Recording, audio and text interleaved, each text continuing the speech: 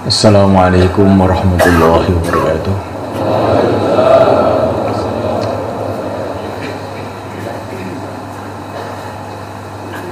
Innal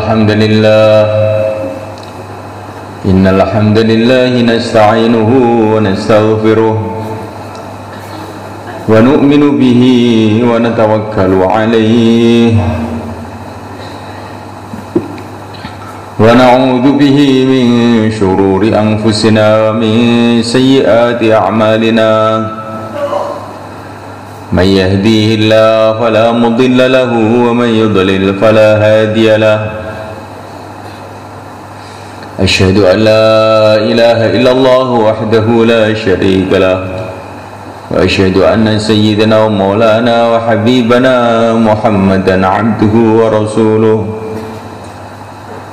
Allahumma salli wa sallim wa barik alaihi wa ala alihi wa ashabihi wa tabi'ina lahum ila yaumil qiyamah, amma ba'd. Faqad qala fi kitabihil karim innal ladzina qalu rabbuna Allah thumma istaqamu tatanazzalu alaihimul malaikatu alla takhafu wa la tahzanu wa abshiru bil jannati allati kuntum tu'adun nahnu awliyaukum fil hayatid dunya wa fil akhirah wa lakum fiha ma tashtahi anfusukum walakum fiha ma tad'un nuzulan min ghafurir rahim wa man ahsanu qawlan mimman da'a ila Allahi wa 'amila shalihan wa qala innani minal muslimin.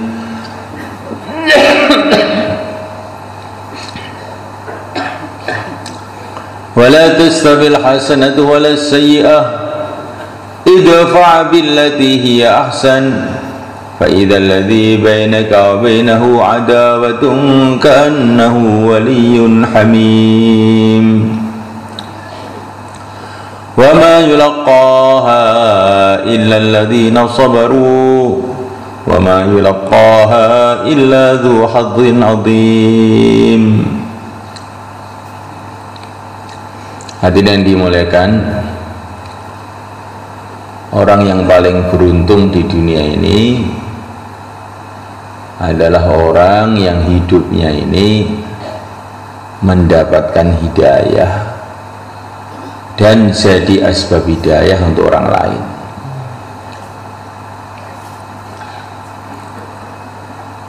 Itulah yang kita minta senantiasa setiap sholat. Ihdinas siratal mustaqim. Ya Allah, bimbinglah kami ke jalan yang lurus.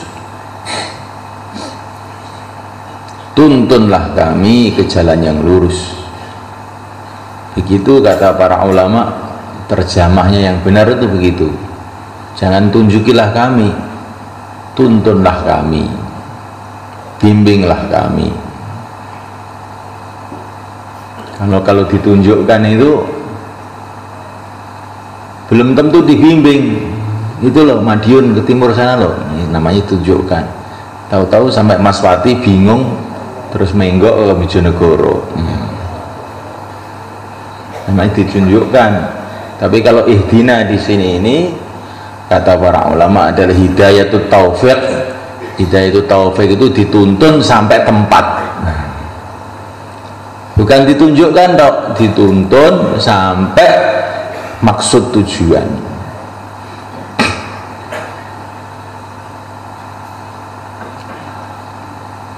Ihdinas siratal mustaqim. Ya Allah, tunjukilah kami, bimbinglah kami, tuntunlah kami ke jalan yang lurus. Siratal ladzina an'amta alaihim, jalannya orang-orang yang telah Engkau beri nikmat. Siapakah maksudnya? Dijelaskan dalam ayat yang lain, Yang dimaksud adalah para nabi. Yang pertama, minan nabiyyin, yang pertama ini para nabi. Para nabi itu adalah orang-orang yang mendapatkan hidayah dan jadi asbab hidayah untuk orang lain, seluruh para nabi. Wasiddiqin, orang-orang yang betul-betul mantap imannya. Ini soft yang kedua. Kita mohon kepada Allah agar kita ini dibimbing mengikuti jalannya siddiqin. Siddiqin ini zaman Nabi juga ada siddiqin, zaman tabi'in ada siddiqin, zaman tabi'ut tabi'in ada siddiqin, zaman sekarang pun ya ada siddiqin. Siddiqin itu orang-orang yang betul-betul mantap gitu,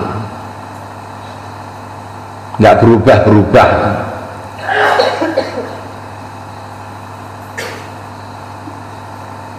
Nah, amirnya siddiqin ini adalah Sayyidina Abu Bakar As-Siddiq radhiyallahu ta'ala anhu, di mana beliau ini punya pelajaran yang sangat penting. Yang pelajaran ini dikatakan oleh Sayyidina Umar, ini lebih baik dari amalan saya dan amalan keluarga saya seumur hidup. Satu pelajaran ini kita perhatikan, insyaallah malaikat. Ini pelajarannya Sayyidina Abu Bakar ini, yang dikatakan ini lebih mahal dari amalannya Umar dan keluarga Umar. Yang mengatakan itu Sayyidina Umar sendiri. Kalau dalam Syuruk Udama ini kita paham satu pelajaran ini sudah cukup sebenarnya, nggak usah banyak-banyak. Ada yang masih ngantuk? Insyaallah nggak ada. Pelajaran yang dikatakan oleh Sayyidina Umar ini lebih mahal dari saudara saya dan keluarga saya seumur hidup. Pelajaran apa itu? Kalau diterjemahkan bahasa Indonesia, pelajarannya satu, pelajaran mantep, wis. Ketika yang mulia Nabi Agung Muhammad SAW dalam sakit keras menjelang wafatnya, maka beliau telah membentuk kurang lebih 3.000 orang mau dikirim ke negeri Rom, dipimpin oleh Usamah ibnu Zaid. Tapi setelah baginda Nabi wafat, ini jamaah ini belum berangkat, sudah siap membuat kemah di luar Madinah, sudah siap tapi belum berangkat. Ketika Nabi wafat, maka jamaah ini tertunda berangkatnya. Mereka kebingungan, ini nanti terus bagaimana ini kita mau berangkat, kita minta arahan sama siapa ini? Karena kalau ada masalah apa, kita dulu rujuk kepada Rasulullah SAW. Nah ini sekarang Rasulullah sudah dipanggil oleh Allah, terus kita ini bagaimana nanti kalau ada masalah? Mau tanya siapa?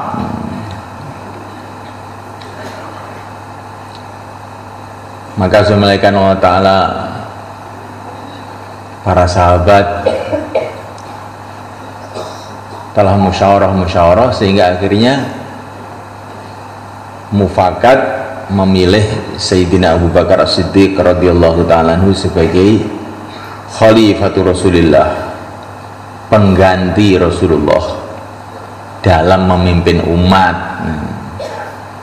Pengganti Rasulullah dalam memimpin umat, bukan pengganti Rasulullah dalam jadi nabi, bukan.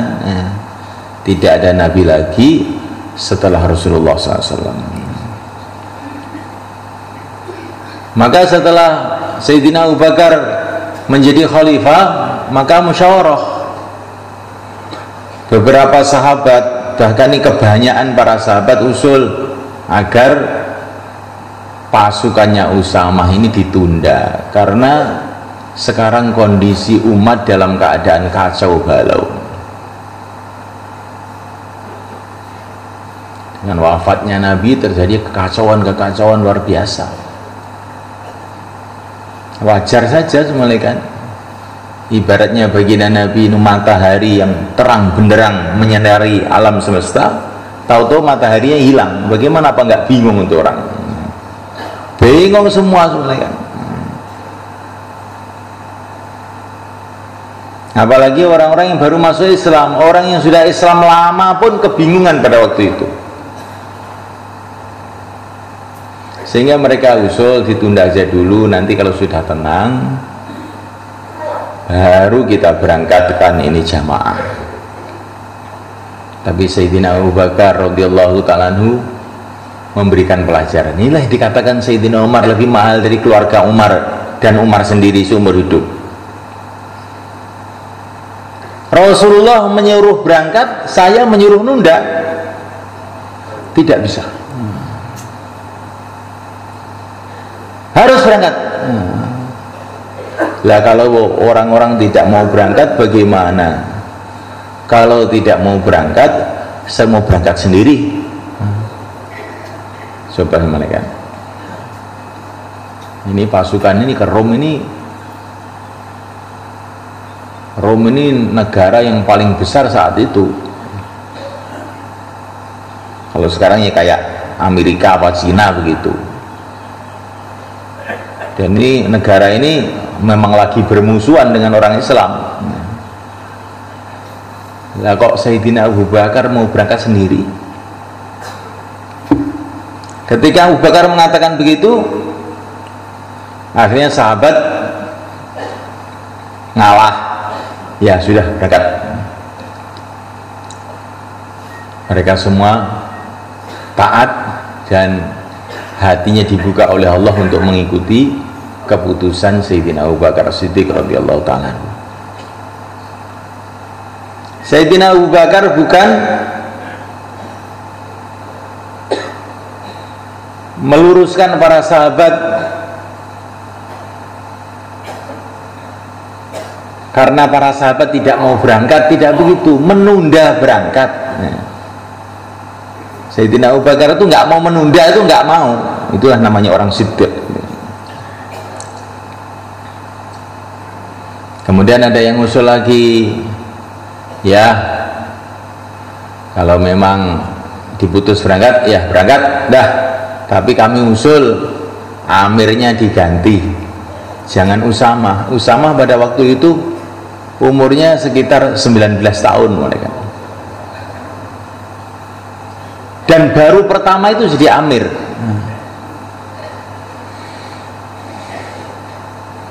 Maka Sayyidina Abu Bakar mengatakan, Rasulullah mengangkat Usamah, kamu menyuruh saya mencopot Usamah? Hah, gak bisa. Usamah amirnya, berangkat. Coba semalakan. Ini mantapnya Abu Bakar itu. Menurut akal kita ini juga usulan para sahabat itu juga masuk akal. Ini pasukan berat, ini amirnya anak kecil umur 19 tahun, padahal orang-orang yang jauh lebih berpengalaman banyak. Di situ ada Saifullah, Khalid bin Walid, ada Sa'ad bin Abi Waqqas, ada pokoknya orang-orang hebat banyak. Yang dipilih oleh Nabi malah Usamah. Ini juga pelajaran buat kita semalekan. Kita ini amirnya siapa saja itu yang ridho gitu. Insyaallah semalekan. Jangan ada masuk dalam hati kita tipuan setan, mamanya amirnya saya itu maju sebelum tabligh ini, tapi amirnya itu nggak akan bisa maju. Ya semoga husnul khotimah aja. Maksudnya itu supaya cepat mati ganti saya gitu. Ini kamu itu mau bikin negara apa mau bikin tak dakwah sebetulnya? Kayak pilihan lurah aja. Jangan seperti itu. Setelah Rasulullah SAW itu nggak ada orang sempurna 100%, itu nggak ada. Mesti ada orang itu kelemahannya. Tetapi walaupun begitu Allah menyuruh kita untuk taat amir, ya udah, Amirnya siapa saja, asalkan nggak dibawa ke selokan, ya jalan aja. Insya Allah malaikat. Kita ini kerja istimai, seperti naik bis. Sopirnya siapa saja, asalkan sampai Surabaya sih nggak apa-apa. Bukan, pokoknya saya harus sopirnya. Bukan. Ya. Di belakang jadi penumpang malah tinggal tidur aja sudah sampai. Ada dalam Quran amir itu mesti masuk surga? Kan enggak ada. Untuk apa kita mesti jadi amir? Orang iman itu pikirnya mesti masuk surga, bukan mesti jadi amir. Enggak penting jadi amir itu. Yang penting ada amirnya. Itu perintah Allah. Siapa yang jadi, itu Allah yang menjadikan pada hakikatnya.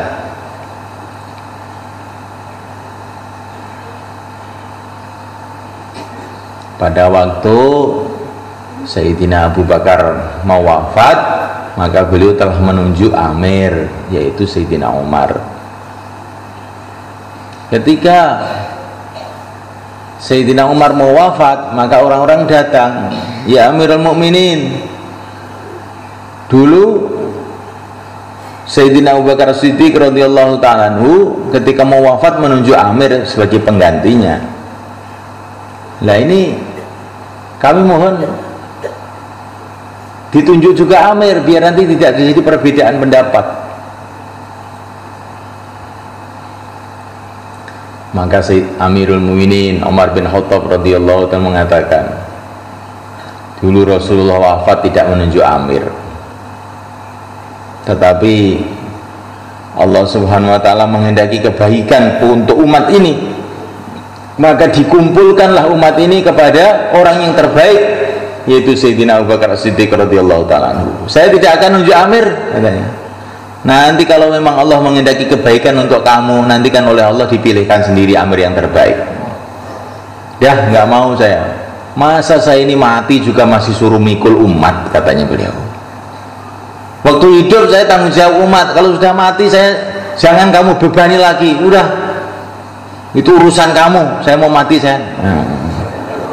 Sayyidina Umar. Nanti kalau kamu tuh memang dikehendaki oleh Allah baik, nanti kan dicarikan amir sendiri oleh Allah, dipilihkan sendiri. Terus Sayyidina Amirul Mukminin Umar bin Khattab wafat, Allah pilihkan amir terbaik buat umat ini, Sayyidina Utsman bin Affan radhiyallahu ta'ala. Jadi semulaikan hakikat kita memandang apa-apa itu dengan iman, itu semulaikan.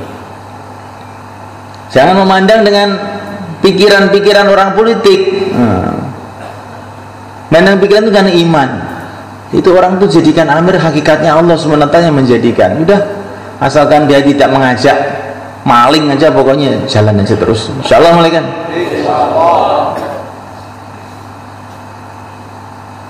Jadi semulaikan Allah Ta'ala, karena ini penting malaikat. Nah, Sayyidina Abu Bakar ini orangnya itu mantap, kan? Karena beliau ini selalu mantap dalam menghadapi masalah apapun, akhirnya menjadikan umat mantap juga. Inilah yang dikatakan Sayyidina Umar, pelajaran Abu Bakar sehari lebih baik daripada Umar dan keluarganya seumur hidup. Nah, kita ini mantap, insya Allah malaikat.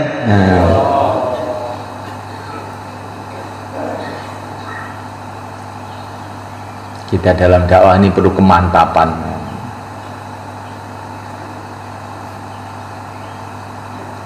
Nabi mengatakan, man burika fi syai'in falyalzamhu.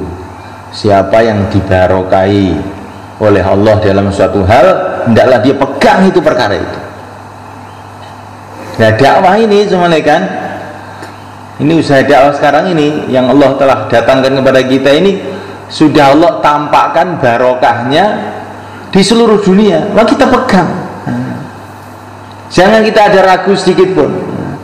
Ini usaha dakwah sudah Allah tampakkan barokahnya di seluruh dunia. Pegang itu. Itu pesan Nabi. Jangan nanti di tengah jalan kita mikir-mikir, barangkali ada terobosan yang lebih bagus. Itu nanti kamu tidak jadi siddiq. Jadi orang yang belum bunglon, mulah malih rekaruan. yaitu nanti kita tidak akan berhasil. Kita jadi orang siddiq. Ya namanya pemikiran manusia. Syekh Ilyasan juga manusia, Syekh Yusuf manusia, orang Nizumuddin kan juga manusia, saya juga manusia, saya juga punya otak, saya juga ngaji, maka saya mau bikin cara sendiri. Jangan begitu. Nabi pesan, kalau Allah sudah memberkahi seseorang, hendaklah dia pegang. Kamu mah orang pandai, walaupun ngantuan kamu itu pandai ya. Tapi belum tampak barokahnya. Masjid kamu itu masih kosong. Pandainya pandai, termasuk pandai ngantuk gitu. Tapi barokahnya itu belum tampak. Jangan macam-macam kamu, jangan begitu. Katanya Mas Syekh Nizumuddin orang, saya juga orang. Iya orang, tapi lain ya. Ini orang yang sudah Allah barokahi kerjanya. Lah kita ini kelihatannya belum ini ya. Dan barokahnya itu loh seluruh dunia. Maka Nabi pesan, man burika fi syai'in falyazamhu. Barang siapa yang sudah dibarokai dalam satu kerja, hendaklah dia itu pegang. Ini para ulama mengembangkan perkara ini bukan masalah dakwah saja, termasuk masalah ekonomi. Orang punya pekerjaan pertanian, sudah jalan semua ya. Itu pegang itu kerja gitu. Jangan punya pikiran baru, akhirnya sawahnya dijual, ininya dijual, mau bikin showroom mobil, tahu-tahu bangkrut. Nah, kamu itu bertani sudah berkah jalan sampai sekarang juga masih hidup, kok cari perkara-perkara baru, masukkan saham ke internet dengan pikiran saya mau tidur di rumah, takaza duit datang sendiri, tahu-tahu ditipu jual rumah. Itu gara-gara man burika fi syai'in falyalzamhu, tidak dijaga. Kamu itu apa itu ngembala kambing itu juga sudah jalan terus sampai sekarang, anaknya makan, istrinya makan, kok mau usaha internet, usaha apa? Setelah bangkrut baru datang, Pak Kiai amalannya apa? Oh amalannya apa? Amalannya satu aja, sabar. Udah gitu aja. Itu penyakitnya Karkun itu ya. Orang itu yang mantap urusan apa saja, jangan gonta-ganti. Orang begitu nggak akan pernah benar itu. Urusan apa saja, apalagi urusan agama ini ya, yang sudah Allah tampakkan barokahnya di mana-mana, maka kita pegang sungguh-sungguh. Termasuk contohnya Siddiqah, Siti Hajar. Beliau dipesan oleh Nabiullah Ibrahim, kamu di sini aja Hajar, jangan pergi kemana-mana, pokoknya di lokasi ini Masjidil Haram. Beliau kehausan, kelaparan, beliau lari ke sofa cari air, nggak ketemu, lari ke Marwah cari air, nggak ketemu, lari lagi ke sofa, sudah tahu nggak ada air kok masih ke situ lagi. Lari lagi ke Marwah, tidak ada air, lari lagi ke sofa, sampai berkali-kali. Karena apa? Beliau sudah dipesan oleh Nabiullah Ibrahim nggak boleh pergi kemana-mana, maka beliau usaha, tapi usaha dalam areal yang telah ditentukan oleh Nabi Ibrahim. Jadi situ aja, lari sana lari sini, tiba-tiba datang pertolongan Allah, keluar air Zam-Zam, padahal asalnya nggak ada itu. Nah kita ini begitu juga, hari-hari silaturahim dakwah, nggak ada yang mau, sudah terus saja. Nah, Siti Hajar sofa Marwah, lama-lama nanti kan ada yang mau. Maka setiap orang haji baca ayat itu, innal sofa wal marwata min sya'airillah faman hajjal baita aw i'tamara fala junaha alaihi ayat tawafa bima. Safa dan Marwah itu adalah syiar agama Allah. Syiar agama Allah. Safa itu loh, gunung kecil gitu, jauh dengan Gunung Lawu ini, gunung kecil aja. Kok dikatakan oleh Allah syiar agama Allah? Kenapa tidak Gunung Lawu syiar agama Allah? Kenapa tidak Gunung Himalaya yang paling tinggi itu syiar agama Allah? Safa Marwah itu syiar agama Allah. Karena di sini mengandung sejarah. Sejarahnya orang mantep, walaupun zahirnya itu kayak nggak ada hasilnya, tapi mantep. Safa Marwah lama keluar air Zam-Zam. Begitu juga kita kerja dakwahnya 5 amal masjid terus saja, jalan nggak jalan pokoknya terus saja, nanti lama-lama kan jalan.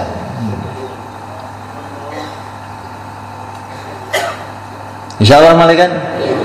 Ini termasuk sifatnya siddiq, orang yang mantep.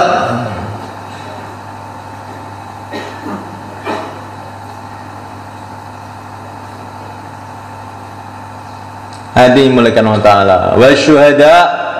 Ini soft yang ketiga, kita disuruh mengikuti jalannya orang-orang syuhada. Orang syuhada itu orang yang punya prinsip siap mati untuk agama, bukan siap 4 bulan, siap mati.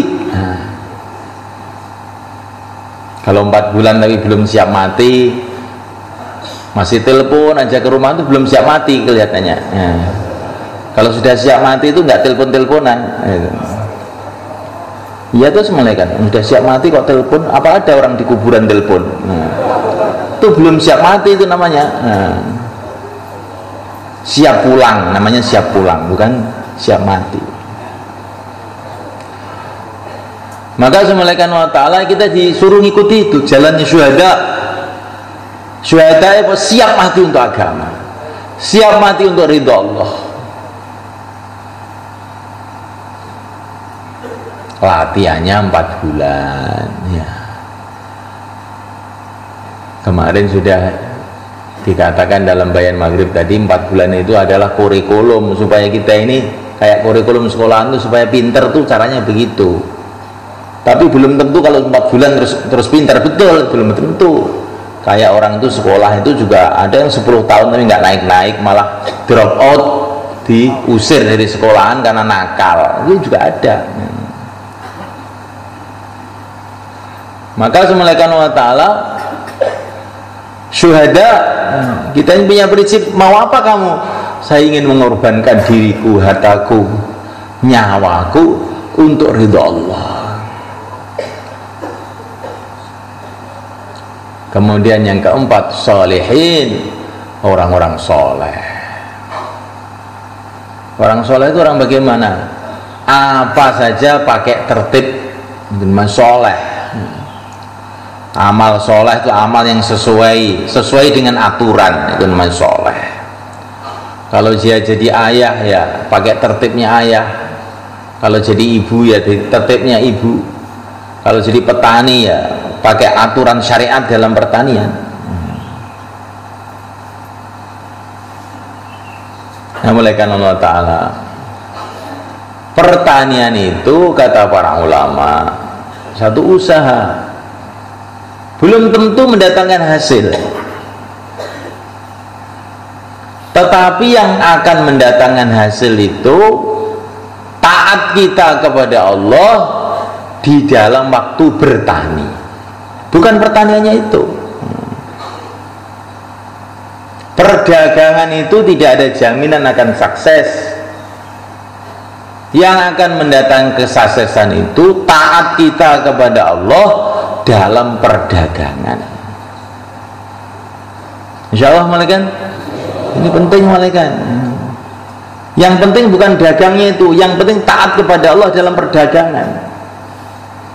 Nanti kalau taat kepada Allah pada perdagangan, at-tajir as-sadiq al-amin yuhsyaru ma'al anbiya wasyuhada. Pedagang yang bisa dipercaya, yang nggak pernah bohong, akan dikumpulkan bersama para nabi dan orang mati syahid. Makanya dipikir itu kalau dagang itu bagaimana taat kepada Allah dalam perdagangan, taat kepada Allah dalam pertanian, taat kepada Allah di dalam berumah tangga, taat kepada Allah dalam segala urusan. Nanti kita akan sukses terus. Bukan pertaniannya, taatnya kepada Allah di dalam pertanian. Bahkan bukan itu saja, bukan sholatnya yang menjadi hebat, itu taatnya kepada Allah waktu sholat. Nah, sholat kok tidak taat pada Allah itu apa ya? Ada. Waktu sholat hatinya ke pasar, ke ladang, itu kan nggak taat itu. Kita dalam sholat disuruh wajjahtu wajhiya lilladzi fataras samawati wal ard, aku hadapkan jiwa ragaku kepada pencipta langit, pencipta bumi. Nah, kalau kita ini tidak tawajuh kepada Allah, itu namanya dalam sholat tapi maksiat. Nah, saya itu begitu terus nggak bisa-bisa ya Pak. Makanya habis sholat astagfirullahaladzim alladzi la ilaha illa huwal hayyul qayyum wa atubu ilaihi, istighfar minimal 3 kali. Jadi sholat kita ini pun banyak dosanya. Jangan kita lihat sholatnya, gelamjarnya itu loh ya. Jangan kita lihat dakwahnya, saya dakwah 4 bulan, jangan kamu itu saja yang kamu lihat ya. Waktu jauhlah itu kamu menundukkan pandangan apa tidak, nah itu loh ya. Habis khususi terus kita gunjing orang ya. Orang itu hatinya keras ya. Dia itu ulama tapi anaknya nggak nutup aurat, itu namanya bangkrut ya. Bangkrut. Maka kita ini habis sholat istighfar, habis sholat istighfar. Istighfar lirih juga boleh, istighfar keras juga boleh. Ini karkon lama ini, kamu harus dengar ini hadis Bukhari sahih ini. Zikir keras waktu habis sholat itu zaman Nabi juga sudah ada. Hadisnya Abdullah bin Abbas radhiyallahu ta'ala anhu. Tapi Nabi lirih juga pernah, Nabi keras juga pernah. Nanti kamu habis ke India, orang India kalau habis sholat zikirnya lirih, wah ini kalau zikir keras bid'ah. Jangan, itu urusan ulama, kamu tuh jangan ikut-ikutan. Itu hadisnya sahih itu.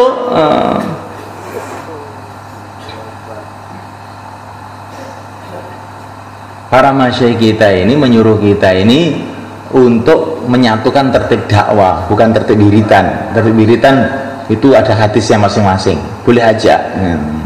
Tapi kalau dakwah jangan coba-coba kamu bikin sendiri, nanti musibah nanti itu. Insya Allah malaikat.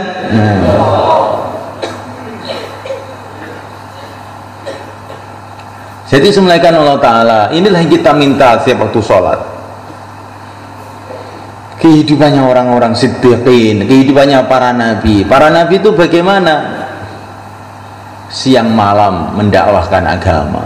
Inni da'autu qaumi lailau wa nahara, siang malam. Ada 124.000 nabi.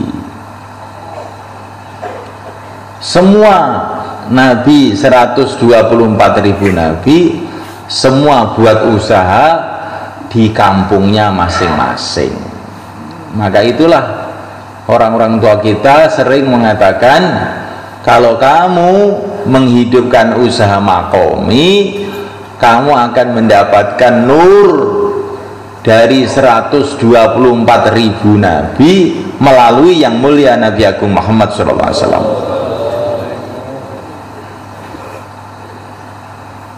Maulana Umar rahimahullah itu sering beliau mengatakan, kalau kamu dakwah kepada pejabat-pejabat, Pak Lurah, RT, RW, Pak Mudin. Nah, maka kamu akan dapat nur kerjanya Nabiullah Musa alaihissalam melalui yang mulia Nabi Agung Muhammad sallallahu alaihi wasallam. Kalau kamu kerja kepada pedagang-pedagang, tukang bakso, tukang soto, sate Madura, tukang itu semua, maka akan dapat nurnya Nabiullah Syuaib alaihissalam melalui yang mulia Nabi Agung Muhammad sallallahu alaihi wasallam. Ini melalui itu harus ada kan? Karena kita ini nggak boleh langsung ikut Nabi Ibrahim, nggak boleh, harus melalui yang mulia Nabi Agung Muhammad sallallahu alaihi wasallam.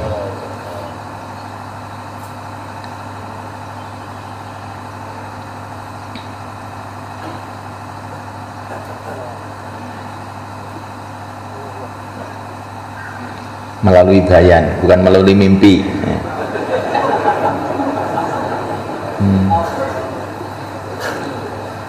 Ya ini, saya ini kalau ditugaskan bayan subuh itu Masya Allah, seneng saya itu. Jadinya cuma bangunkan orang tidur aja. Gimana ya? Dosa apa enggak bangunkan orang tidur itu? Pahala, ya. Berarti orang tidur mendatangkan pahala berarti. Masya Allah. Jadi semulaikan Allah Subhanahu Wa Taala. Kita perhatikan nih masalah makomi semulaikan. Kenapa orang sudah keluar setahun, sudah keluar 4 bulan, kok kemudian fikir dakwanya hilang? Karena dia tidak buat makomi semulaikan. Makomi ini penting semulaikan. Yang mulia Nabi Agung Muhammad SAW 13 tahun di Makkah makomi aja, 13 tahun makomi aja, keluar sekali ke Taif, dan itu cuma beberapa hari aja. Dari hasil makomi itulah semulaikan telah dibentuk orang-orang yang akhirnya menyebarkan agama ke seluruh dunia. Sayyidina Abu Bakar As-Siddiq radhiyallahu ta'ala anhu, ini hasil makomi. Sayyidina Umar bin Khattab, Sayyidina Utsman bin Affan, Sayyidina Ali bin Abi Thalib, Sayyidina Sa'ad bin Abi Waqqas,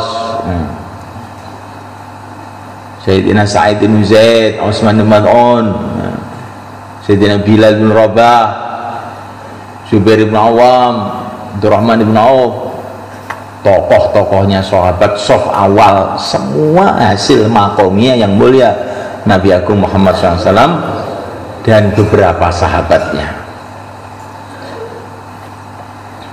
Maka makom ini penting kan semulaikan. Jadi yang menyebarkan agama seluruh alam itu pimpinan-pimpinannya hasil makomi semua. Kita renungi betul-betul ini. Makom ini kita pentingkan sekali. Hari-hari dakwah, ngajak orang ke masjid, sampai di masjid ajak taklim. Udah itu aja untuk memulai itu. Sampai di masjid ajak taklim, ajak bicara agama, hari-hari begitu. Inilah jihad besar, wajahidhum bihi jihadan kabira. Jihadlah dengan Al-Quran, bukan dengan pedang, dengan Al-Quran, dengan jihad besar. Wajahidhum bihi jihadan kabira, jihadlah dengan Al-Quran, jihad besar. Maksudnya, ringkesnya, ini panjang ini kalau dirinci, ngajak orang ke masjid, diajak bicara agama, itulah jihad besar.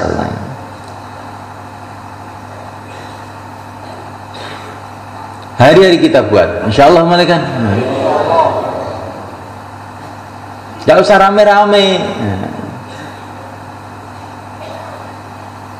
Kita anggap yang namanya dakwah besar itu yang rame-rame, istimewa, jur, wah itu dakwah besar. Bukan malaikat. mendapatkan orang seperti Sayyidina Abu Bakar itu dengan 1000 jur, saya kira lebih beruntung itu sebenarnya kan. Mendapatkan orang seperti Sayyidina Umar itu daripada bikin istimak 1000 istimak, lebih untung itu tuh. Maka kerja diam-diam ngetuk pintu orang, ngajak orang ke masjid, bicara agama itu tidak kalah pentingnya. Walaupun ini istimak juga penting juga, tidak kalah pentingnya dengan istimak yang ribuan orang, jutaan orang itu. Karena ini semua dari ini sumbernya. Ini zaman sahabat. Sekarang di Jawa ini zaman Wali Songo. Ini penting juga diketahui oleh seorang dai, karena kita ini meneruskan kerjanya orang-orang dulu. Kita ini melek, tahu-tahu Indonesia ini sudah mayoritas Islam, 90% orang Islam, sehingga sampai kita ini nggak tahu ceritanya itu bagaimana. Coba kita duduk di kampung kita, mayoritas kampung itu orang Islam. Pernahkah kita ini berpikir dulu kok Islam itu bisa masuk ke kampung saya ini, dulunya siapa ya yang bawa? Nah, coba kami renungi, nanti kan mumet kamu. Susah itu saya memikirkan itu. Itu bagaimana barokahnya kerjanya orang dulu itu. Itulah asal mulanya semulaikan cuan beberapa orang datang ke Jawa. Itu ceritanya dalam sejarah itu ada beberapa ulama yang dikirim oleh Khilafah Utsmaniyah Turki. Salah satu orangnya itu orang India, namanya Jumada Kubro. Jumada Kubro itu kakeknya Sunan Ampel itu. Itu ditugaskan untuk nggarap orang-orang Melayu Malaka sekitarnya. Orang Melayu itu bangsa Malaysia, bangsanya Thailand, dan terus berkembang agama di sana. Setelah itu generasi kedua itu Ibrahim Samarkandi, itu anaknya Jumada Kubro itu suruh nggarap Sulawesi Kalimantan. Sulawesi Kalimantan jadi Islam. Terus cucunya Sunan Ampel suruh nggarap Jawa. Nggak banyak orangnya, nggak banyak, nah, tapi diterima oleh Allah. Nah, Masya Allah, berubah total keadaan itu. Coba semelekan kalau belum ada orang-orang itu, kita dakwah itu alangkah sulitnya di Jawa ini semelekan. Kita ini dakwah di, nggak usah Jawa, di Bali gitu, yang mayoritas orang Hindu itu saya mumet gitu. Mana-mana bau babi, mana-mana bau babi. Maaf ini, oh, ini saya lihat ada orang Bali juga ada di sana itu. Mumet semelekan. Nah ini dulu ini kerajaan Hindu terbesar seluruh dunia atau Nusantara, apa Asia Tenggara begitu, bahkan mungkin seluruh dunia Majapahit itu, dari jumlahnya yang begitu banyak pengikutnya itu berubah oleh beberapa orang saja. Jadi semulakan Allah Ta'ala yang kita pikirkan tuh bagaimana saya itu diterima oleh Allah. Jangan kita ini ditipu sama setan. Pikiran kita, saya sudah 4 bulan, saya sudah 1 tahun. Kamu sudah diterima oleh Allah belum? Nah itu tahunya setelah kita mati pertama. Kedua kali ini malaikat Allah Ta'ala, kalau orang itu diterima oleh Allah biasanya loh, tidak semua orang, biasanya terus bisa menghidupkan makomi. Lah makomi udah porak.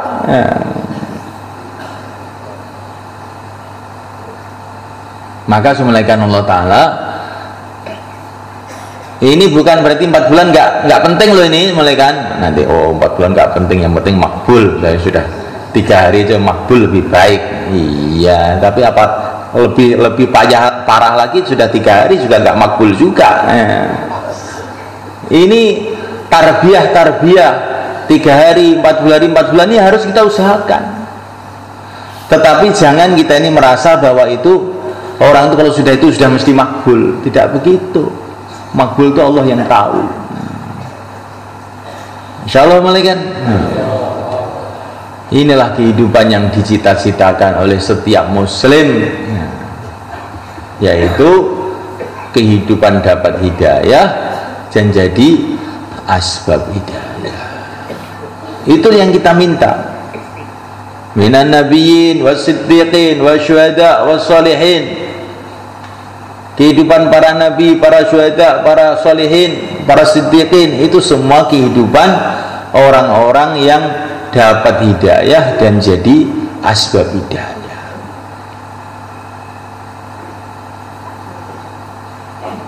Itu yang kita minta tiap sholat, dan itu yang kita usahakan. Dengan kita keluar 4 bulan, dengan kita hidupkan makomi, dengan kita musyawarah. Musyawarah semalekan. Musyawarah ini penting. Dan kalau sudah musyawarah, apa yang diputuskan musyawarah itu kita terima. Jangan kita khawatir apa-apa, karena keputusan musyawarah pada hakikatnya itu ya sudah takdir Allah, nggak usah kamu khawatir apa-apa. Umpamanya masyayikh itu sudah musyawarah, ini contoh malaikat. Taklimnya kita fadilah amal, ya udah pakai itu. Taklimnya muntakhab, sudah pakai. Nggak usah bikin pikiran-pikiran sendiri. Ini fadilah amal nih kurang bermutu ini, saya mau bikin sendiri, lebih tidak bermutu lagi, insya Allah. Ini Maulana Zakaria ini bukan orang sembarangan malaikat. Ini muhaddis besar yang diakui oleh orang-orang ahli hadis di seluruh dunia. Maka apa yang ditulis di situ itu sudah bisa dipertanggungjawabkan secara keilmuan. Jangan kita ini orang awam terus malah kita ini menolak orang-orang ahlinya. Anak TK malah bantah profesor. Itu bukan menunjukkan pandai, menunjukkan goblok. Pokoknya apa yang diputuskan oleh para masyayikh kita ini kita terima dengan ridho. Pokoknya kamu baca fadilah amal itu ya hari, insyaallah malaikat hari-hari baca. Di situ itu nur, itu di situ itu. Dan ini kitab ini telah menggerakkan berjuta-juta orang di seluruh dunia. Ini kitab barokah. Termasuk ikut pesan Nabi, man burika fi syai'in fal yalzamhu. Orang itu kalau sudah dibarokai hendaklah dipegang betul. Termasuk kita fadilah amal, termasuk muntakhab, termasuk apa itu hayatus sahabah. Itu kita barokah, ini kita pegang, nanti insya Allah kan hati kita jadi hidup mereka. Karena yang mulia Nabi Agung Muhammad SAW itu adalah Nabi dan Rasul. Nabi itu apa tuh maknanya? Nabi itu bahasa Arab. Nabi itu maknanya orang yang mendapatkan ilmu dari Allah. Nabiyun,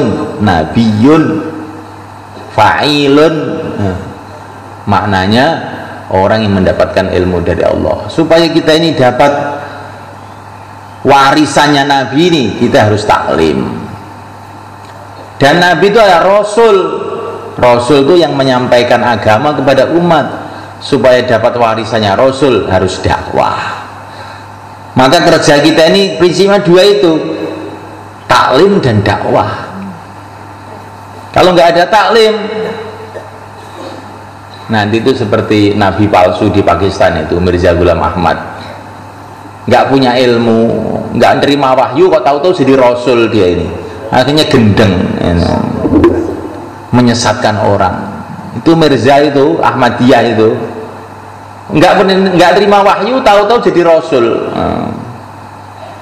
Nah itu jangan sampai seperti itu. Lah kalau menjadi Rasul nggak terima wahyu, terus apa yang kamu sampaikan? Ngarang dewe. Nah begitu juga kita ini semalekan dakwah, taklimnya terus kuat. Taklimnya harus kuat. Taklim fadhail sebagaimana yang mufakati kita bersama insyaallah malaikan. Taklim masail juga kepada para ulama. Tapi yang ini ada pesan lagi dari Rasulullah SAW. Kamu dengar loh ini ya. Ini bukan bicara khilafiyah loh ini. Ini hadis sahih ini. Rasulullah itu pesan. Ini agak rahasia sedikit ya. Biar melek kamu maksud saya gitu. Rasulullah itu lo pesan. Pesannya gimana? Idza ra'aitum ikhtilafan fa'alaikum bisawadil aqdam. Kalau kamu melihat perbedaan-perbedaan pendapat, ikuti pendapatnya ulama yang paling banyak. Ringkasan terjemahnya begitu. Lah ulama yang paling banyak itu ulama yang ikut mazhab 4. Ikut mazhab Hanafi di India, Pakistan, Bangladesh, Turki, itu orang-orang Hanafi.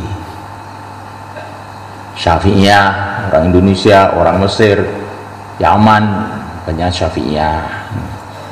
Di Maroko sana orang-orang Malikiyah, mazhab Malik. Jadi mengikuti mazhab 4 ini penting mereka. Karena kalau kita tidak mengikuti mazhab 4, nanti akan terjadi 1000 mazhab. Umat berpecah belah tidak karu-karuan. Mazhab 4 itu ringkesannya pendapatnya para sahabat. Apa tuh mazhab 4 itu? Ringkesannya pendapatnya para sahabat yang mazhab 4 itu. Kalau ikut mazhab 4 berarti ikut sahabat. Dan itulah jumhurul ummah, kebanyakan umat Islam, kebanyakan para ulama di seluruh dunia. Pesan Nabi, kalau ada perbedaan pendapat, ikuti pendapat jumhurul ulama itu. Insyaallah malaikat. Ini bicara khilafiyah bukan? Ini pesan Nabi kok khilafiyah. Ini bukan bicara khilafiyah, ini pesan Nabi. Ini orang lama-lama dalam dakwah itu harus jelas semuanya kan, supaya kita ini tidak sembarang aja mengikuti pendapat orang. Kita mengikuti pendapat jumhurul ulama. Insyaallah malaikat. Itu selamat kita nanti. Karena sekarang ini zaman semua orang jadi mufti, semua orang jadi imam. Ya. Sampai ada imam namanya Imam Samudro. Imam Samudro itu ya eneng. Semua orang ngaku jadi imam.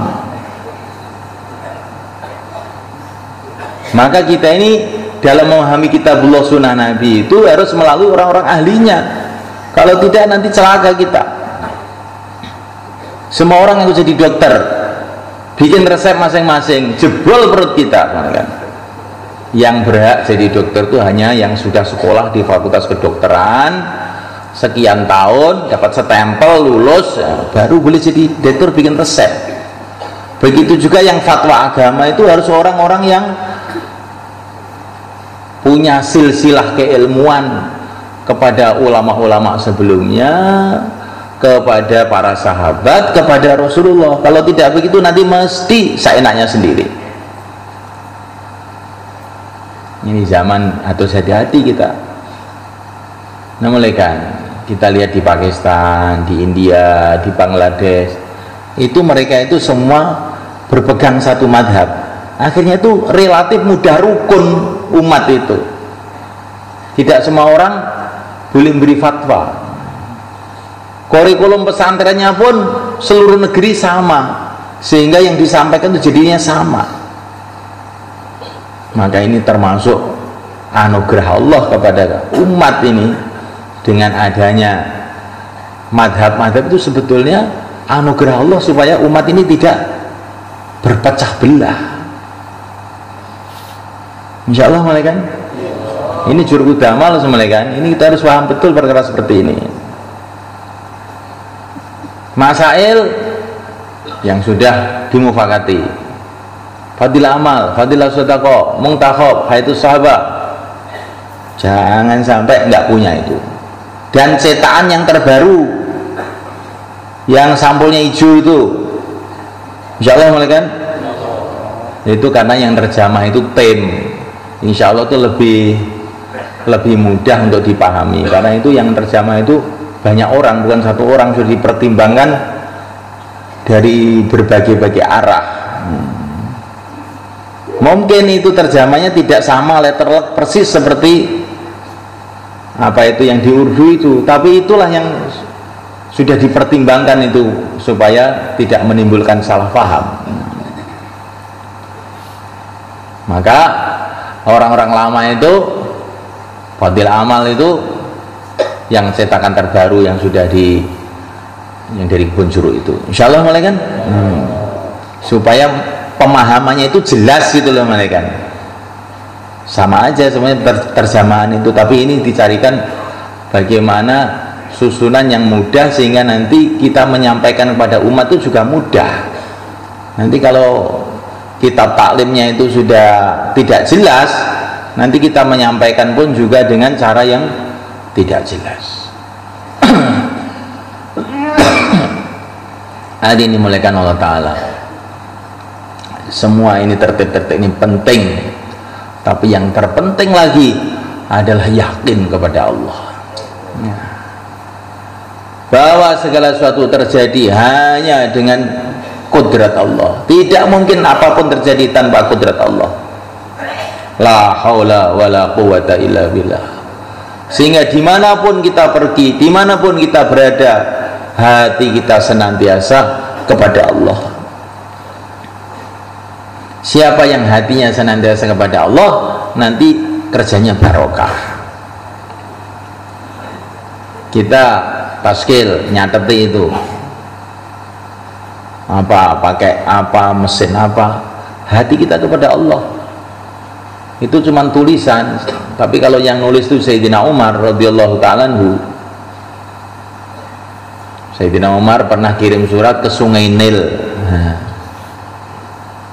Sungai Nil kok dikirimi surat itu bagaimana? Nah, inilah pemikiran Sayyidina Umar itu memang kadang-kadang kita nggak sampai. Bukan Sungai Nil yang dikirimi surat sebetulnya itu, tapi Sayyidina Umar itu menampakkan apa isi hatinya itu kepada Allah sebetulnya itu. Yang akhirnya itu kepada Sungai Nil. Sungai Nil ini nggak paham, tapi Allah maha paham. Ditulis, Sungai Nil, kamu itu ngalir itu waktu itu kering Sungai Nil karena mau kamu sendiri apa maunya Allah toh? Kamu itu ngalir maunya Allah, saya minta kepada Allah agar mengalirkan kamu. Buang langsung banjir sampai sekarang. Nah, tim taskil ini begitu. Kalau tim taskil itu hatinya kepada Allah seperti Sayyidina Umar, maka nanti jamaah kertas jadi jamaah cash. Insyaallah kan.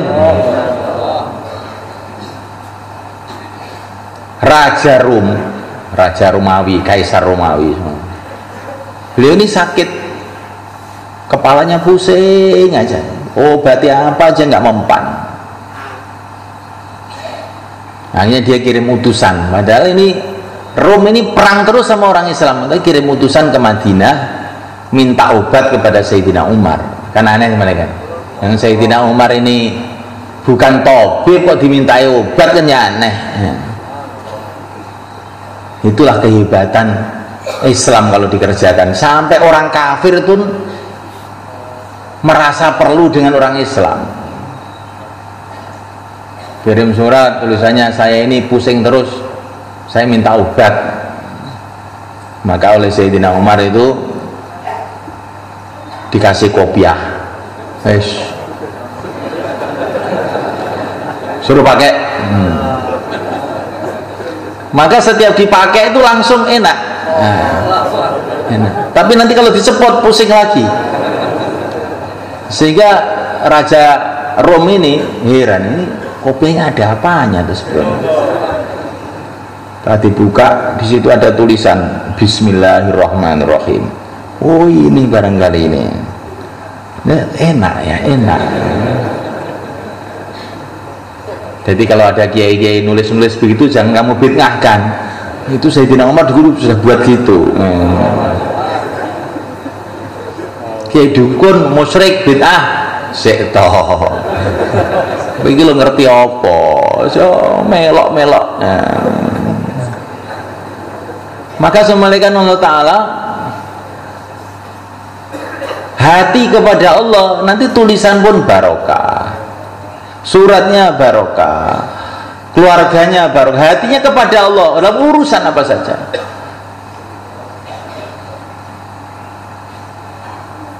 Kemarin itu ada jamaah itu 40 hari, kok taskilannya itu banyak sekali. Jadi selama 40 hari itu bisa mengeluarkan 40 jamaah. Maka itu sampai di sini saya tanya, kamu tuh punya amalan apa? Kok bisa mengeluarkan jamaah banyak betul kamu tuh? Yaitu saya ngamalkan bayan itu. Bayan apa? Pokoknya saya itu kalau ngomong, hati saya itu kepada Allah aja. Allah yang akan mengeluarkan dia. Saya bicara biasa aja, tapi hati saya itu pokoknya Allah yang akan mengeluarkan, Allah yang akan mengeluarkan. Kok tahu tuh pada keluar tuh orang-orang itu katanya. Ini bukan Sayyidina Umar, ini orang sekarang. Insya Allah di sini juga orangnya itu. Jadi kita ini usaha belajar hati kita kepada Allah dalam segala urusan.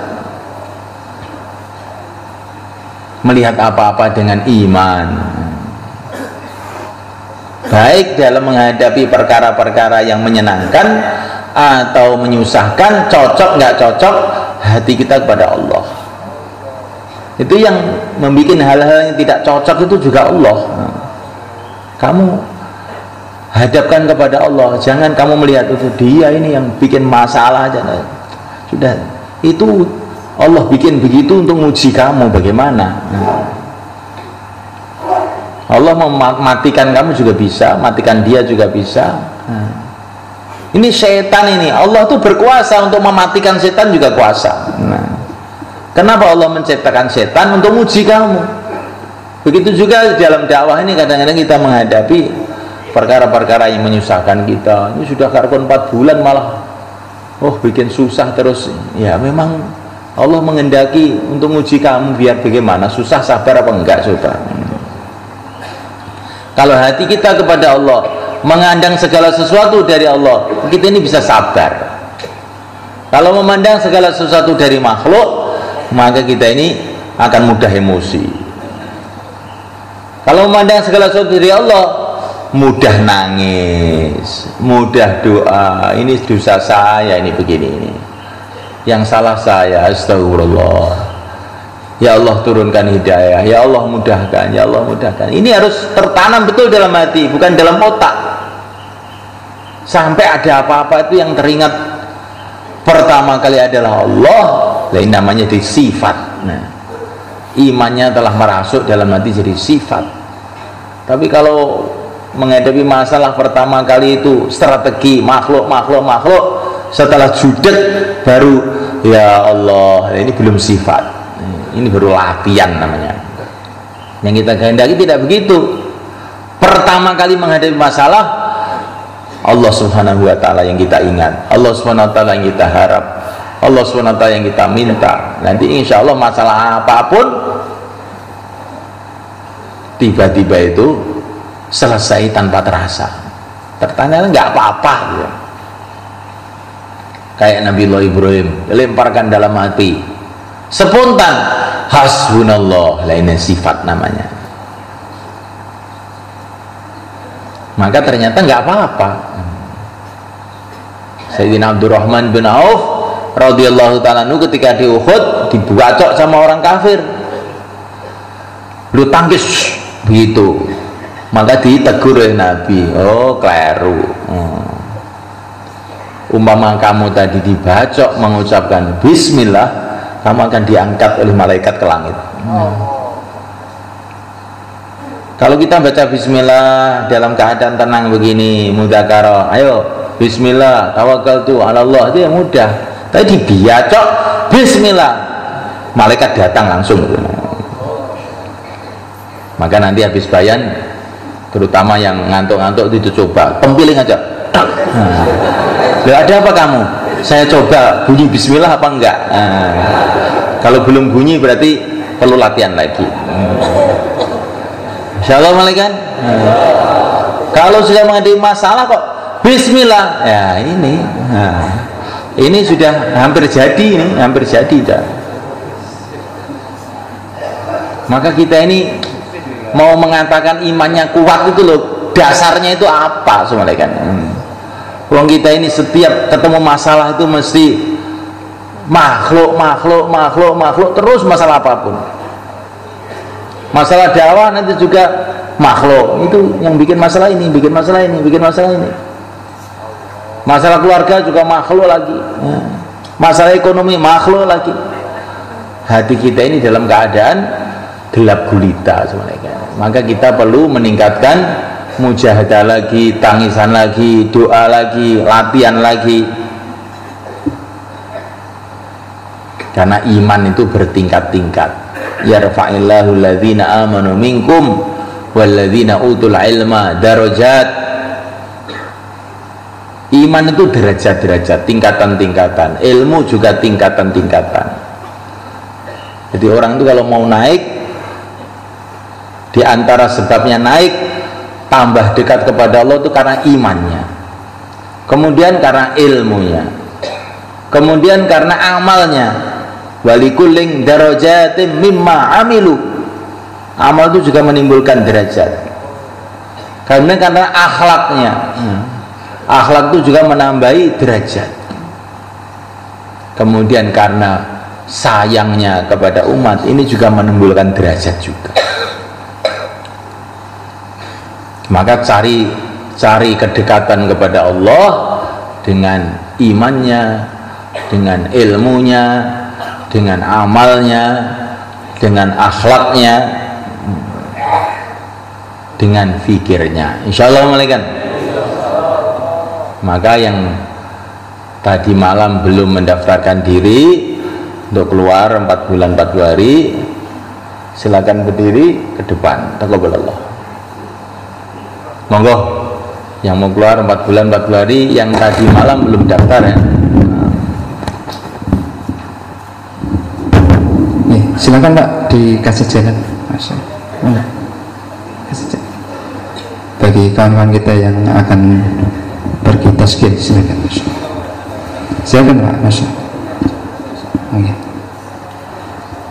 Boleh Pak, yang tadi malam belum daftar untuk negeri jauh yang cash, silakan Pak berdiri dan daftar ke tim taskil. Silakan. Yang tadi malam belum daftar untuk negeri jauh cash dari Juru Kudama ini, maka kita berdiri dan daftarkan ke tim taskil. Silakan. Kemudian yang niat sampai istimak nanti Pak, istimak kawasan ke negeri jauh, silakan juga daftar. Dan sampai akhir tahun ini dan juga nanti tahun depan yang ke negeri jauh ada niat, silakan daftar ke tim taskil. Mari Pak, Masya Allah. Yang ke IPP Pak, yang cash, Masya Allah.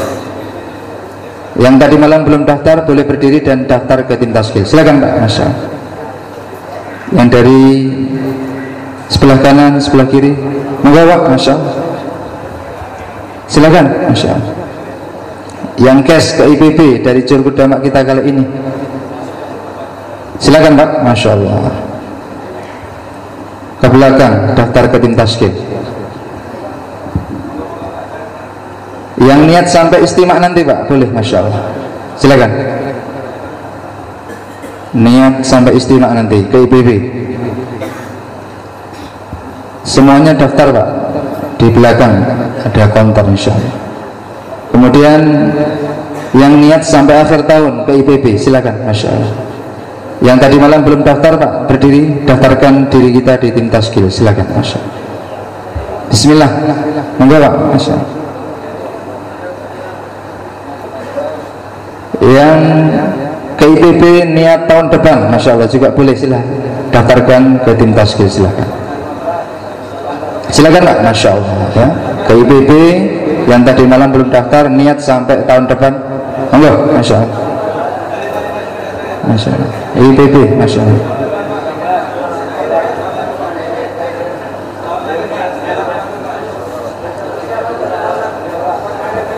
Masya Allah. Silakan Pak. Masya Allah. Silakan.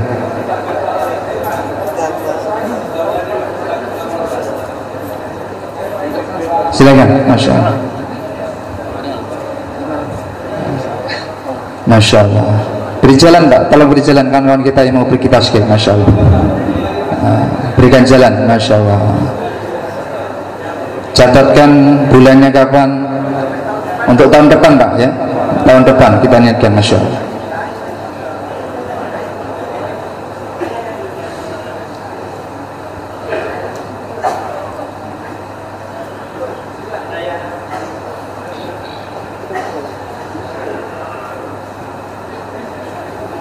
Silakan Pak, beri jalan kawan-kawan kita Pak. Masya Allah.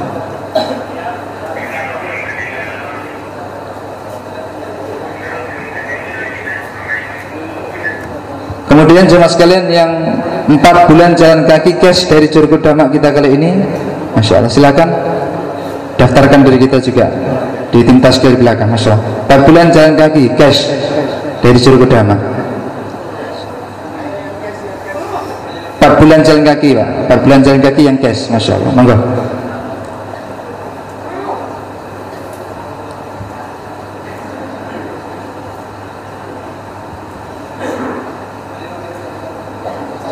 Boleh 4 bulan biasa Pak yang cash juga dari Curug Damak kita kali ini. Silakan berdiri Pak, daftarkan di tim taskil. Silakan 4 bulan biasa. Monggo. Masya Allah. 4 bulan biasa berangkat dari Curug Damak kita ini. Masya Allah. Monggo. 40 hari jalan kaki Pak yang cash dari Curug Damak kita. Masya Allah. Silakan berdiri. Monggo berdiri dan daftarkan diri kita di taskil. Silakan. Masya Allah. 40 hari jalan kaki.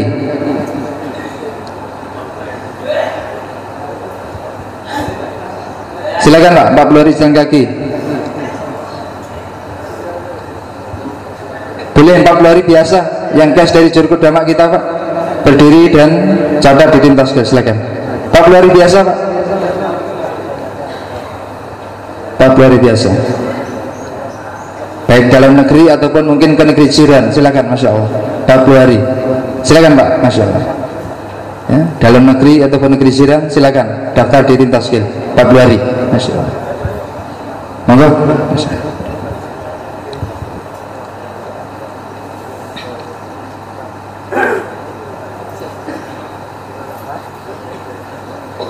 Sudah. Insya Allah kita semua niat semuanya kan.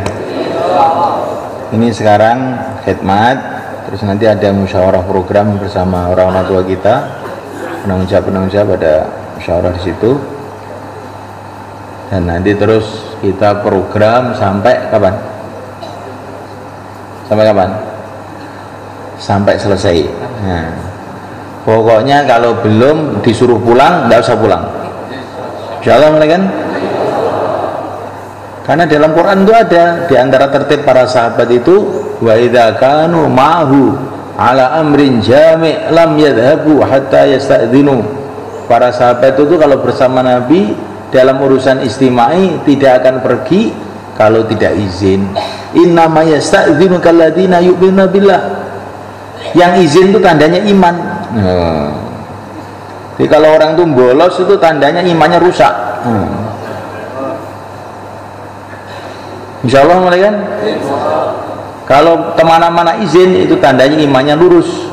Kalau yang tidak izin imannya gimana? Cacat itu. Maka pokoknya kalau belum ada doa, sudah ini selesai jur, nggak ada orang pulang kecuali minta izin dulu.